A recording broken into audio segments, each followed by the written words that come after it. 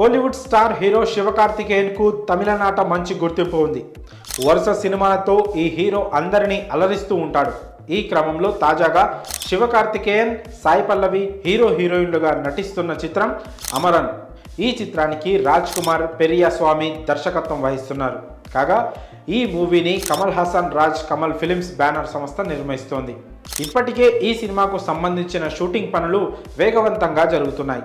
అయితే తాజాగా ఈ చిత్రం పలు వివాదాల్లో చిక్కుకుంది. కమల్ హాసన్తో పాటు శివకార్తికేయన్ను కూడా అరెస్ట్ చేయాలంటూ, ఈ సినిమాను నిలిపివేయాలంటూ పలువురు ఆందోళనకు దిగారు.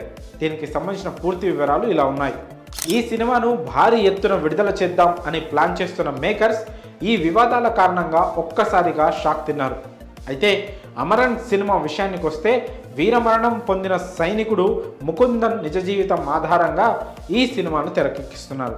తాజాగా ఈ సినిమాకు సంబంధించిన టీజర్ను కూడా విడుదల చేశారు. అయితే టీజర్ విడుదల చేసిన కొన్ని నిమిషాల్లోనే సోషల్ మీడియాలో ట్రెండింగ్లో ఎక్కువ వ్యూస్తో ట్రెండింగ్లో ఉంది. కానీ అదే ఇప్పుడు ఈ సినిమాకు అనుకోని ముప్పు తెచ్చిపెట్టింది. అమరన్ మూవీ టీజర్లో కొన్ని వివాదాస్పదమైన సన్నివేశాలు ఉన్నాయంటూ, దాని కారణంగా ఈ సినిమాని నిలిపివేయాలని తమిళనాడు పీపుల్స్ డెమోక్రటిక్ పార్టీ తరపున కొందరు నిరసన వ్యక్తం చేస్తున్నారు.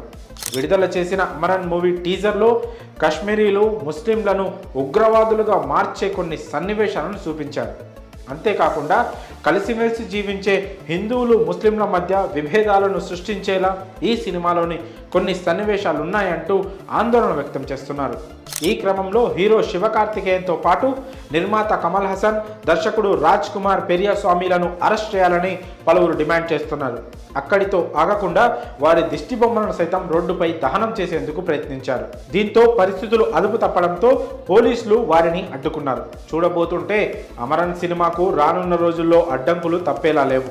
మరి ఈ విషయంపై మీ అభిప్రాయాలను కామెంట్స్ రూపంలో తెలియజేయండి.